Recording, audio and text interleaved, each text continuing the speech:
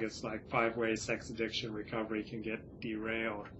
So first of all, what is addiction? Addiction simply means that the reward centers in your brain aren't working in your own benefit. So for instance, if you are endangering yourself because you're addicted to exercise, or if you are damaging your relationships with the people most important to you, or if you are getting fired from your jobs because you are so addicted to exercise, then it's useful to use the term addiction. Or let's say you're so addicted to alcohol so that you're getting fired from jobs, it's costing you friends and relationships, your life has become unmanageable, then it's fair to say you might have an addiction to alcohol. Or in high school, I really got into gambling, and so I eventually ran up about a $1,200, $1,300 gambling debt to another student in my high school, and I didn't have that kind of money, so I was leaving the country to go to Australia for a year, so I paid him off like Did you gamble with your parents' money? No, it was my money. So I paid him off about, I don't know, $200. And he was okay with that. He accepted that, but I've never gambled again with my own money. I remember I once was in Vegas, and someone wanted to play the slot machines, and she gave me like $20 credit. And so I was able to just gamble with that $20 credit. But since high school, I've never gambled with my own money because I'm a gambling addict. Like in my teens, I had this sense that I had an addictive personality. I didn't fully understand what that meant, but what it meant to me at the time was that I absolutely had to avoid drugs and alcohol, because those were the only addictions that I really had much of a notion was, because this is the late 70s and early 1980s. Have you ever gotten drunk in your entire life? I had a couple of drinks on my high school graduation, and that's it. So there are many different types of addiction. Some people get high from spending money, and so debting and spending can be an addiction. And then sex is an addiction when you are chasing sex, fantasizing about sex, and pursuing sex in ways that are, say, illegal, getting you arrested, or if the way you're doing it is costing you your reputation in the community, if it's causing you to get fired from your work, if it is costing you friends and connections with your family, then your pursuit of sex could be called an addiction. I have something like I have a fantasy addiction. I've spent just way too much of my life just in dreams of the fantasy of, like, what would I do if I was the Prime Minister of Australia? What would I do if I was the President of the United States? What would I do if I was the editor of the New York Times? So it's called maladaptive daydreaming. That's, when you just zone out and just daydream for hours at a time in a way that doesn't enhance your life. So many of these addictions start out as adaptive. They help you get through difficult times. So I remember when I was about age 9, and my parents were busy, and they just wanted me to stay out of the way. And so I just kind of sat in a chair, and I just told myself stories for like 2 hours, and my parents were thrilled because I wasn't in the way. On the downside, I was developing this daydreaming addiction, which, in the long run has not served me well. And I still can, snap into it and just kind of daydream and waste my time. So, do you ever fluctuate back and forth between daydreaming? Does it ever turn to fantasies of say dealing with vengeance towards people who you perceive have wronged you? Rarely. Probably more in the past, but these days I rarely dream about getting revenge on people. So I think I'm pretty much past that. But your fantasies can change and come back at any time. But that has not played much of a role in my life in the last 3 years in particular. So your question was about sex addiction recovery and 5 ways that sex addiction recovery can get derailed. So what is sex addiction recovery? That's like the return of choice and dignity and sanity to your life, so that you're no longer acting out in ways that harm your life. And usually they'll involve a 12-step program, perhaps a treatment center, and psychotherapy, and some combination of those. But probably sex and love addiction is probably the most difficult addiction to get over, because it so permeates the addict's whole being. So there are probably 5 prominent ways in this essay by Dr. Linda Hatch that the sex addiction recovery can get derailed. And this also would apply to many other addictions, but way number 1 is incomplete disclosure. So that's where you don't tell someone about what your addiction was like, and say you keep quiet about hiring escorts or having gay sex or combining sex with cocaine or something that's particularly shameful, and you don't disclose it. So there's a 12-step saying you're only as sick as your secrets, and to get a recovery, most people need to disclose what their life was like when they're in the grip of their addiction. What is that like, being in a 12-step program and having to, for the people in the group, having to disclose stuff like that? Is there like a strong element of shame? There's not a have to disclose. I mean, there's no one going to mandate that you disclose anything in a 12-step meeting. You don't have to share if you don't want to. Your recovery depends upon disclosing to somebody, but that doesn't mean you need to disclose to the whole group. Most people in a 12-step context find that disclosing what they've been dealing with is a release from shame and guilt, because now they've gotten it out there and they're with other people who have similar struggles. So you're among friends, you're among fellow addicts, and so no one's going to judge you if you've gone on a Slaughterpalooza that weekend. Then there's recovery tourism. Go ahead. I was gonna ask you that. What is recovery tourism? Yeah, so that's where you go to some meetings, but you don't engage in a deep way. So it's easy to go to meetings. What's much more difficult is working a 12-step program.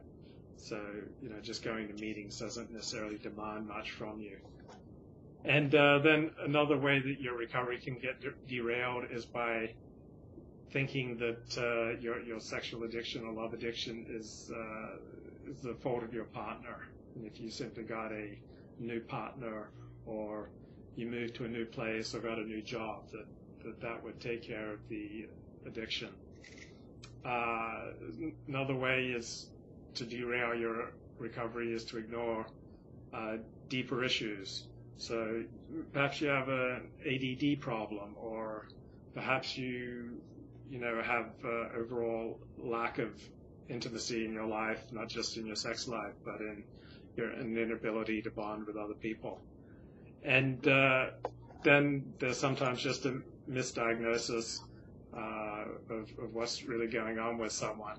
And there's a focus on 1 or 2 symptoms and not going deep. So I like this 5 ways sex addiction recovery can get derailed essay by Linda Hatch, and we'll link to it from this interview. Do most addicts lack true intimacy skills and the ability to be nurturing and vulnerable? Yeah.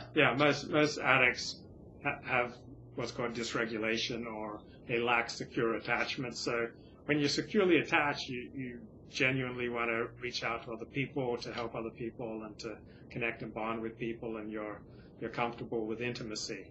If you have an anxious attachment style like I do, it means you're anxious about relationships, and you become hyperactivated when you see someone important to you walking away from you, or just you perceive them as backing off. If someone doesn't return your call, or someone doesn't make an appointment, or someone lets you down who's important to you, it becomes very, very upsetting. And then the other probably 20% of the population has what's called dismissive attachment, where they just don't see the importance of relationships, they don't see the importance of having friendships, and they don't see the importance of human emotions, and they just try to tamp all that stuff down because it's so painful, and instead concentrate on things like ideas or on work or on religion. And we were talking about this on our last show we did about narcissism, but in 2000, your family had you go see a therapist. Was that the first time in your life that you've seen a therapist? No, I started seeing a therapist in about 1991, and so what happened in 2000 is my family offered me a trip back to Australia if I would see the doctors of their choice, and I agreed, and one of the doctors was a psychiatrist, so that's a little different than just a therapist. This was to get a diagnosis. So I went to see the psychiatrist, and then she came back with the diagnosis of narcissistic personality disorder.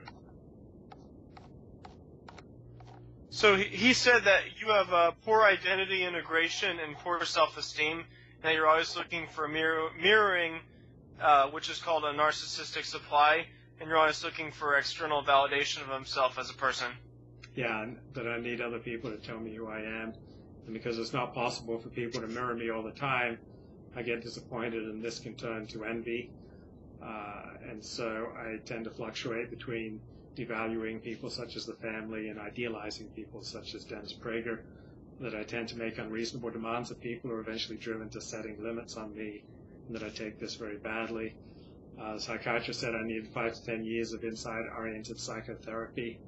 And while Luke has a lot of therapy speak, because by this time I'd had about 15 months of therapy, I may not really understand the concepts involved, and it's difficult for me to continue with therapy that is too confrontational. So psychiatrist reported Luke will continue to do what he's doing to satisfy his needs till such times as the rewards are outweighed by the negative effects. Then he may do something about getting his life on track and getting therapy.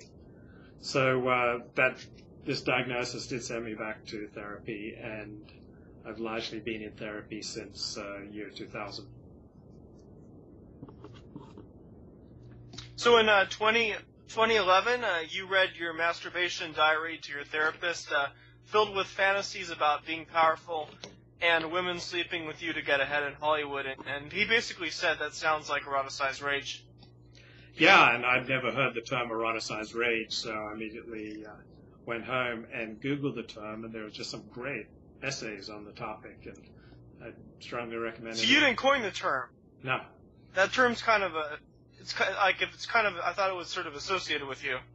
Well, it may be because maybe I've written more on it than anyone else by this point, but that was the first time I heard of it. It was in 2011, and then I just went home and Googled it, and I thought, whoa, this is fascinating stuff, and it really spoke to me as soon as I heard the term. It's anger that's been sexualized. It's usually in reaction to some over-controlling opposite sex figure from childhood, and it definitely spoke to me. I realized that I did have a streak of hatred towards women in me, that my sexual desires were just shot-filled with anger and cruelty.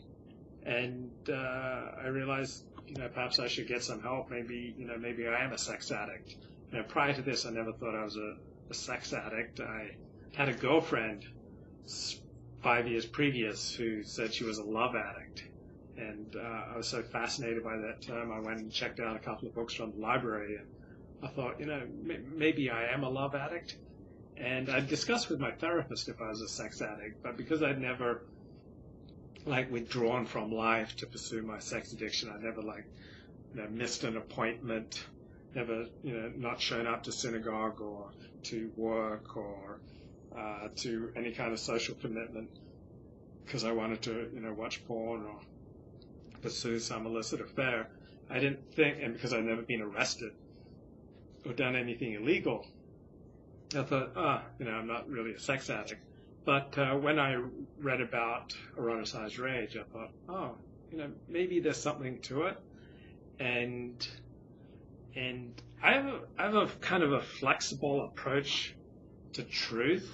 To me, it was less important whether or not I was a sex addict or a love addict than whether going to a 12-step program for sex and love addiction would help me. And so I decided to just try a 12-step program.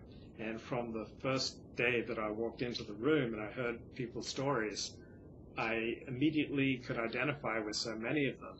And then I thought, maybe I am a sex and love addict. And then I just kept going to meetings and developing a deeper understanding of sex and love addiction. So with sex and love addiction and with all sorts of addiction, there are degrees. Like for many people, say sex addiction leads to illegal behavior. For plenty of other people, such as myself, there was never a point of crossing the line to do something illegal. So there are degrees of addiction. So there was never a time when I blew off work so that I could watch porn. There was never a time when I even blew off a social engagement or any kind of commitment so that I could watch porn or act out sexually. So in that sense, my addiction was not nearly as severe as many people, but still thinking about sex, fantasizing about sex was taking up way too much space in my life, and I was driven way too much by kind of an out of control, though still legal, voracious sexual appetite, and I realized through the program that just going to these meetings was having a sobering effect on me. That was already starting to change my sexual fantasies into something a little more civilized and gentle, and then starting to work the program, I managed to gain a release from all the people, places, and things that so resented, so that my life was no longer driven by so much unnecessary anger and resentment. Can eroticized rage lead people towards towards violence? Well, sure. It's anger that's being sexualized. So rage can lead to violence. Rage can lead to assault and battery and rape and murder and torture, and rage can lead to all sorts of things. So I did have a bit of a rage problem, and though I was never in danger of crossing the line into illegal behavior, there was just too much rage for my own good and for the good of people who are close to me. So, eroticized rage can lead to very nasty ends, but it doesn't necessarily do that for everyone. There are degrees of eroticized rage. And, for instance, me, I've never been tempted towards children. I'm not sexually attracted to children. I'm not tempted to commit rape and sex crimes. I always set a boundary that I wouldn't commit adultery. I just thought that was wrong, that I wouldn't, take someone's girlfriend. So I had, certain limits, but outside of those limits, I kind of let my nasty side reign free when I had a consenting partner. But even when you have a consenting partner and you're playing a lot of sex games and you're building up the intensity, that on the one hand, it seems like it could be like a healthy outlet. On the other hand, if you're just stoking the eroticized rage, that may not serve you. So if you're feeding unhealthy parts of your psyche, it may be a good idea to try to get some sobriety in that respect. And when you quit writing on porn professionally, you got into porn addiction for a while, and I'm reading this off the transcript from your play Eroticized Rage, but you wrote, "There's so many free porn videos online out there, it's beyond my control. When they show the bukkake in all its full glory, the girls spilling out of their sailor suits, the 18-year-old bukkake gangbangs." Oh boy, did I write all that? Yeah. You're kind of embarrassed now? Yeah. Yeah, when I quit writing on the industry, then it was easier for me to, view porn as a drug and as a commodity. When I was writing on the industry, porn was kind of repellent to me because I was so much in the belly of the beast that the actual product had very little hold over me. But when I quit writing on the industry, when I quit relating to porn as a subject that I wrote about, then there were times when it would have this hold over me.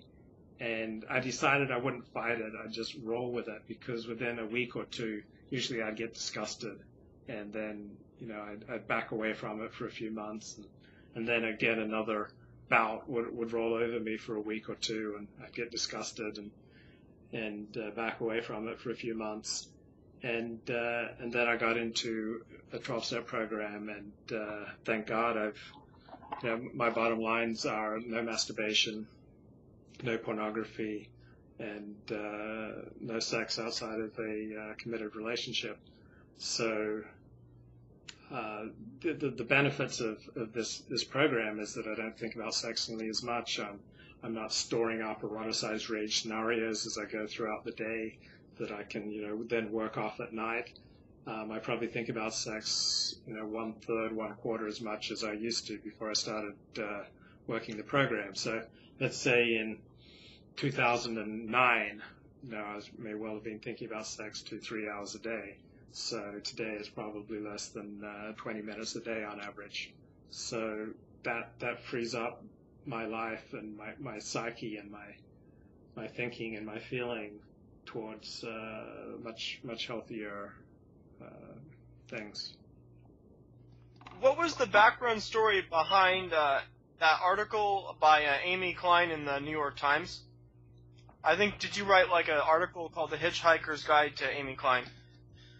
Yeah, I read a lot of articles about Amy Klein, and she was the managing editor of the Jewish Journal. She also wrote a singles column, so it was just kind of a fun thing to write about. I'd read her column and then I'd dissect it, but she found it. I don't know. She didn't really enjoy it. She would tell people, "Oh, he's mostly harmless." But obviously, I never followed her anywhere. I never stalked her. I never, don't know where she lived. I had no interest in ever engaging any, unethical or illegal behavior. But I did write about her as a recurring theme on my blog, and then she turned about as fair play. So then she wrote about the experience of what it was like to be written about in a modern love column for the New York Times. Did you have a crush on her, or you're just fascinated with her? I don't think it was either. It was just, sometimes it helps when you're blogging to not think too deeply about what you're doing. And so she was just an easy person to write about because she wrote a singles column for the Jewish Journal, and because she was definitely on the left in politics, and it was just an easy person to write about who was herself writing about herself and was in a public position. So it's not like I'm picking on some clerk for Ralph's Grocery. This was the managing editor of the Jewish Journal, who had considerable resources, and it wasn't like I was picking on someone who was weak and defenseless. Also, I think I would read many of her articles and just get angry, and so I would just write. So no, I don't think I ever had either a crush or a deep fascination. It was just like more of a visceral response that I was irritated by many of the things that she wrote, but I also liked some of the things that she wrote. And so, when you're feeling, I was blogging professionally then, meaning I made my living from blogging. And so that there's a tremendous demand just to keep pouring out compelling content about real people that your readers can relate to and are interested in. And so I would just use people, places, and things just to try to get any inspiration for a blog post, because I was like churning out 10, 20 blog posts a day sometimes. Are there things you've written in your blog in rage that you have later regretted writing? Oh, certainly. And reading Amy Klein's Modern Love column kind of helped me to understand better how the effect of my writing on my subjects.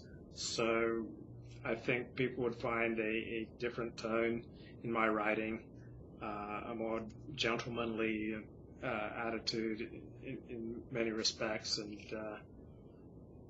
as I've gone back through my blog, I've sometimes found things that I've removed that I thought were rude and crude and unnecessary.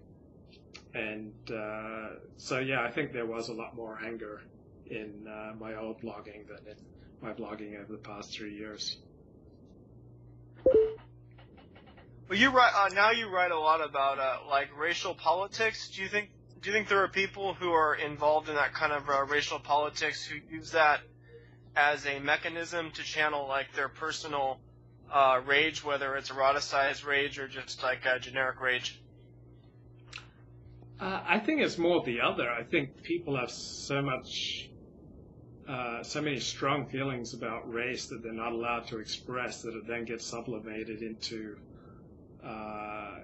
other things. So I think much like the political disputes are just ways of acting out racial rage in a socially acceptable way. So yeah, I think many of the race warriors out there do seem frequently like losers. They frequently seem scary people with psychological issues. But I think much more is the case that race is such a compelling topic that you're not allowed to express an opinion on except within very narrow boundaries. And so that frustration and rage and obsession with race that is natural. I think that almost everyone notices people who are different from him and feels more comfortable with people who are genetically similar to himself. That then gets dispersed in all sorts of weird sublimated ways. And Steve Sailer is probably the master of pointing this out. And people check out Steve Sailer's work, Sailer. He's the master of pointing out how avoidance of the race matter just leads to stupidity. Didn't Sigmund Freud have a theory that like he blamed a certain the Freudian analysis is blaming like certain political things on sexual repression? Are you familiar with that theory of Freudian psychology? Yeah, and Kevin McDonald does just a great job pointing out that there's just no scientific basis for psychoanalysis, which was founded by Sigmund Freud. It was overwhelmingly a school developed by secular Jews who had contempt for Western civilization, and this was a way of diagnosing the sickness of Western civilization. But there's no empirical evidence for the validity of psychoanalysis, as opposed to the validity of psychotherapy and cognitive behavioral therapy, for which we do have a great body of evidence. But psychoanalysis is just a lot of nonsense. So the other article by Linda Hatch is narcissists watch more porn, enter eroticized rage. And for a narcissist sex addict, compulsively seeking out pornography on the internet does a lot more than just providing sexual arousal and gratification. Yeah, so she draws distinctions between different types of narcissists, and like the truest narcissists, we don't see an increase in their consumption of porn, but for other types of narcissists, we do see a dramatic increase. So sexual narcissists, we do see a dramatic increase in their consumption of porn when compared to the average population. So Most sex addicts in treatment seem to be narcissistic, but it's not usually the pathological, deep-rooted narcissism that borders on sociopathy. In reality, this narcissism is pretty much skin deep. They project feelings of grandiosity and self-importance as though they have a high opinion of themselves, but this is very, very shallow, and so the slightest criticism will just reduce them to helpless rage and self-hatred, which I think is pretty much been my story. So when you're dealing with a lot of rage and anger and fear and frustration with your life, you can learn to channel it and try to express it, through sex and through use of porn. And so if early on in your life the emotions of fear, risk, pain, and anger, they can serve as neurochemical escalators in regard to sex. So it's easy to start linking strong emotions to sexual arousals, and then get into a whole pattern of sexual arousal, sexual acting out, then the feeling of shame, and then wanting to get rid of the shame. So for me, the use of pornography or sex in my life was often the best escape or the easiest escape from a narcissistic wound. If I was dealing with a setback at work, with a very telling criticism, social failure, a relationship failure, that the use of pornography or sex or emotional intrigue, romantic intrigue, or just having a relationship, it would kind of restore a feeling of parity, where real life had dragged me down, and through the use of porn or sex, it kind of would restore me so that I would feel strong again. And porn girls, they're always there for you. They're always freely available on the internet. It also gives you a feeling of getting even.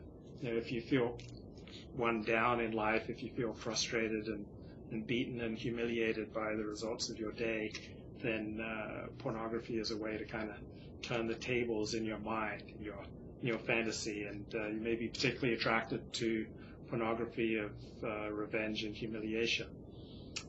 Use of pornography can also be a defiance of convention of say, a religious community or a religious upbringing or a very religious parent. Use of pornography can be an acting out against that. And I think for me, I think the main thing it would do would just restore my sense of equilibrium. It would kind of restore my narcissistic false self, that this false self that I was a great man, that I was a very powerful man, even though in daily life I was kind of a loser. Through the use of pornography and use of fantasy, use of romantic intrigue, and through the use of sex, I would be able to escape into this narcissistic grandeur that I was this amazing person.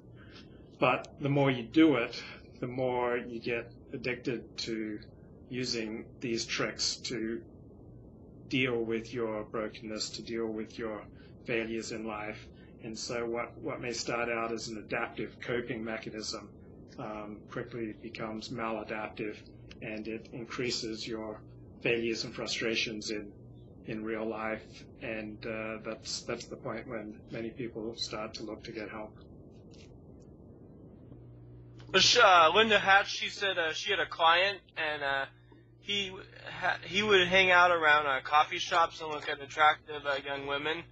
And then he would realize that he could not have those women, so he would go home and go on a marathon of pornography use. And he particularly liked the fact that these women were always there for him. But what she's saying is that the scenario depicted in online porn images and videos has the power to change feelings of being down or undesirable, and makes them feel the exact opposite.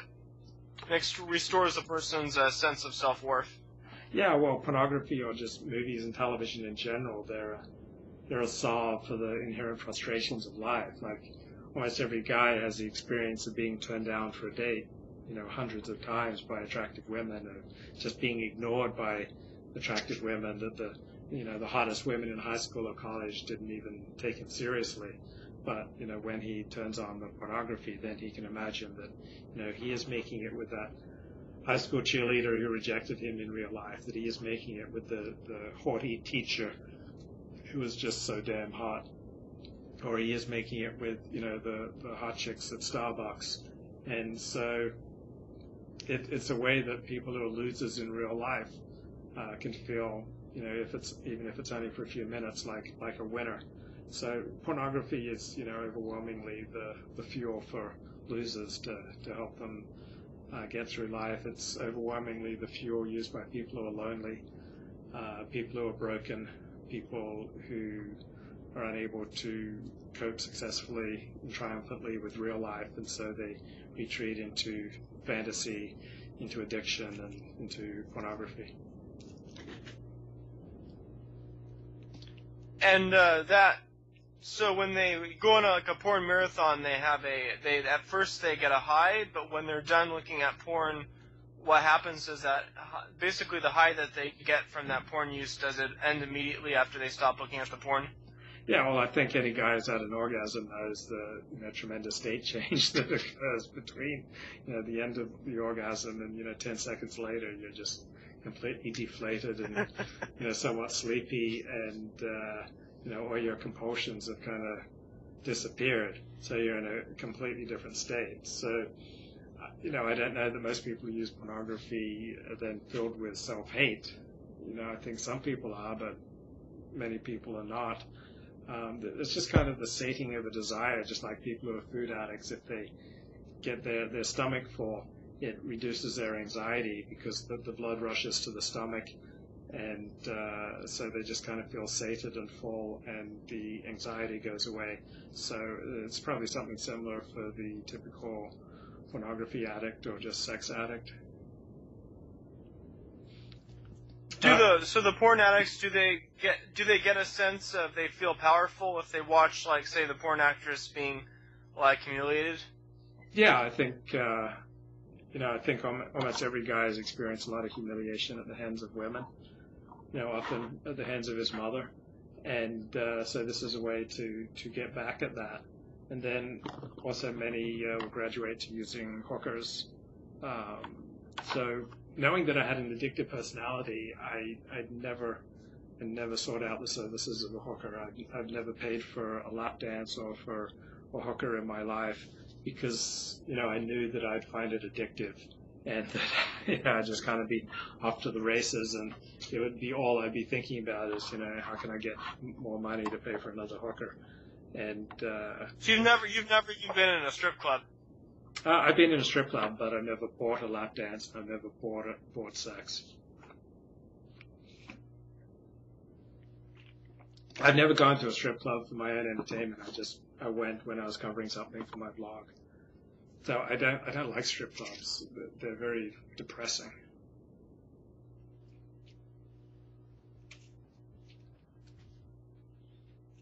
Did you find the porn industry overall depressing? Oh yeah, it's a very depressing industry. It's the outstanding characteristic of the porn industry is overwhelmingly people who lack bonds to other people. Like if you're tightly bonded to your family, you're unlikely to get into the porn industry because you would not want to cause them shame.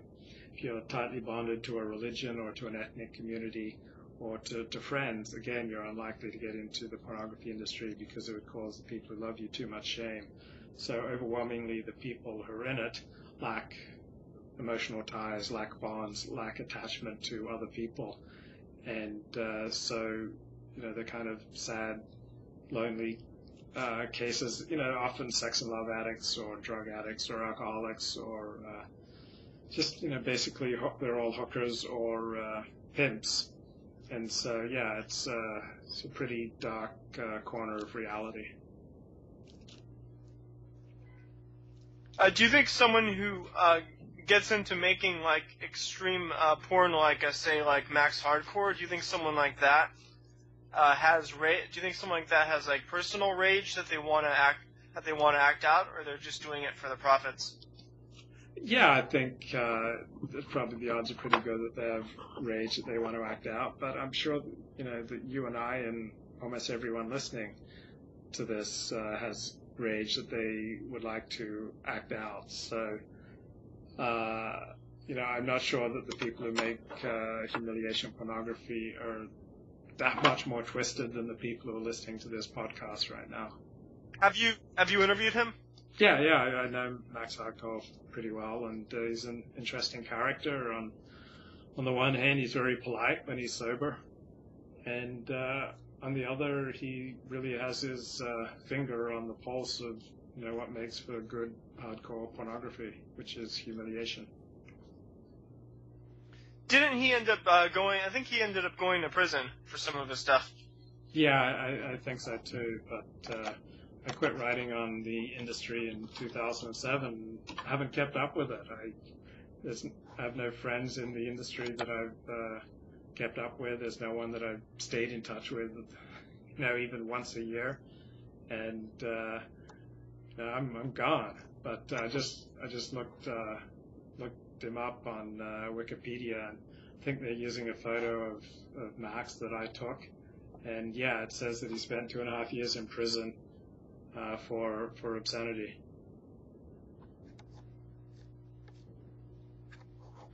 So, this other article about narcissism, I guess it's slightly different than what we were talking about, but narcissism and humor, and it's another Sam Vaknin video.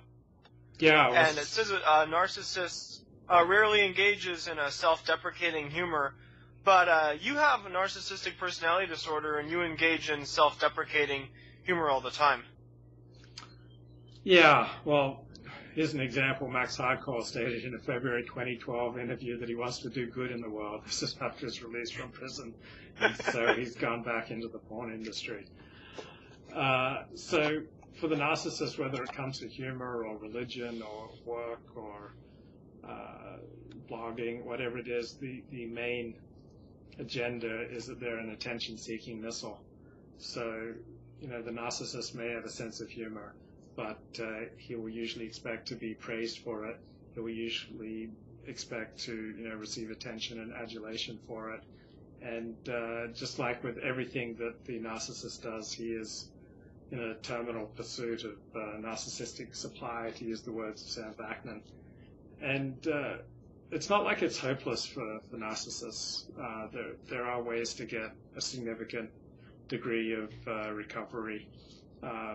12-step program can be a big help, and psychotherapy can be a big help, and having a spiritual or religious change can be a big help. But yeah, normally narcissistic people are kind of pompous, and they're the most easy people in the world to manipulate, because all you have to do is give them a little bit of praise and you have their undivided attention.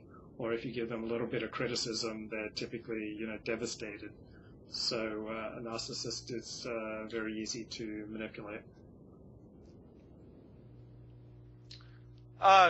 Could you have someone who is a narcissist internally and psychologically, but at the same time their outer personality comes across as very meek, and they're not able to express themselves? They have trouble expressing that to other people. Well, if they're narcissistic, they're going to be attention-seeking. Even if their personality is meek, it will be meek in a manipulative, attention-seeking way. So if they're genuinely meek, they're not going to be narcissistic. They're going to be recovered from their narcissism if they ever had it. So a narcissist is really easy to spot. It's all about them, and more and more attention for them. So if someone's narcissism doesn't jump out at you, then they're probably not NPD, narcissistic personality disorder.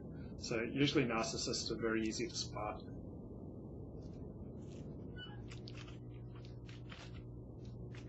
Would you say comedians tend to be narcissists? No, because they have to be so in touch with reality to be genuinely funny. So I wouldn't expect that someone who's working and making a living at it would be genuinely narcissistic personality disorder. They may, definitely have some narcissistic trends or traces, but I wouldn't expect them to have a disabling narcissism. Have you personally tried? Well, I was actually talking about this with your Torah Talk co-host the other day. We were talking about whether you should get into stand-up comedy. Me? Yeah.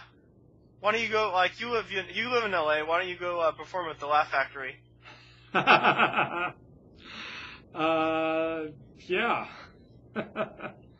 It takes a lot of energy, and so if I was to pursue that, a lot of my blogging and other things would have to go by the wayside.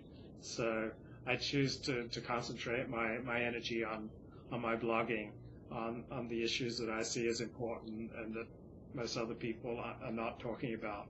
So that's more important to me than my career or success. Or, I chose about a year ago, about 18 months ago, is to give up my dreams of success and to simply write without view of consequence. And, once I started writing, as I've been writing for the past year or so, you have to give up all illusions of having a mainstream career or having success or honor in the wider world. There would be nothing but obloquy and disgust and humiliation directed towards me because of the things I've been writing about for the past year. This other post I'm looking at, this is from May 12th, called "The Fruits of Feminism," and I guess what it says is it says it significantly reduced the desirability of marriage for all men and reduced the ability of males to marry women congruent with their own rank. Yeah, I don't remember that post, but I'm definitely a big fan of traditional roles for men and women, and feminism has kind of destroyed that and destroyed the traditional way that men and women related and bonded and got married. I would like to see that women be required to get married and have a child before they can go to graduate school.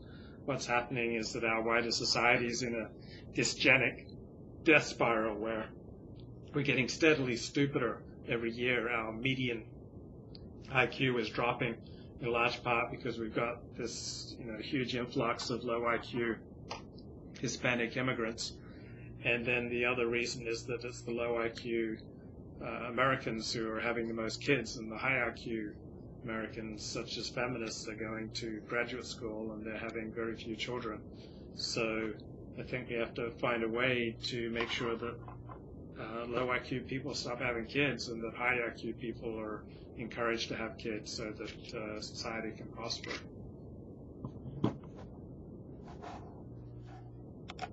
I think you have the memorization of the IQ of every single group in the world. Thank you very much, but there's no more useful tool for understanding how the world works than average IQ.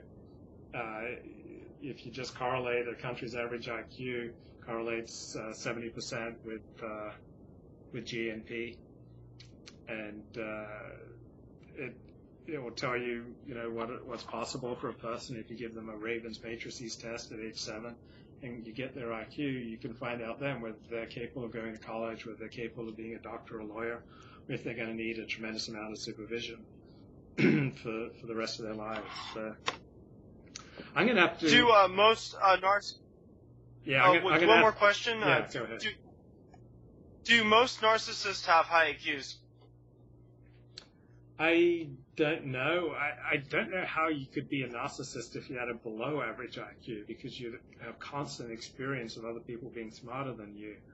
So, I don't know how that would work. I think if you had like an average, let's say you had a 95 IQ, which is 5 points below average, you still have a sense like the cop protagonist in Tom Wolfe's recent novel Back to Blood, you still have this sense that, you know, other people were seeing all sorts of things that you didn't see, that other people were smarter than you, and it seems to me it'd be very hard to develop a narcissistic personality disorder with the realization that you have a below average intelligence. But on the other hand, black teenage males have the highest, you know, self-esteem of any group.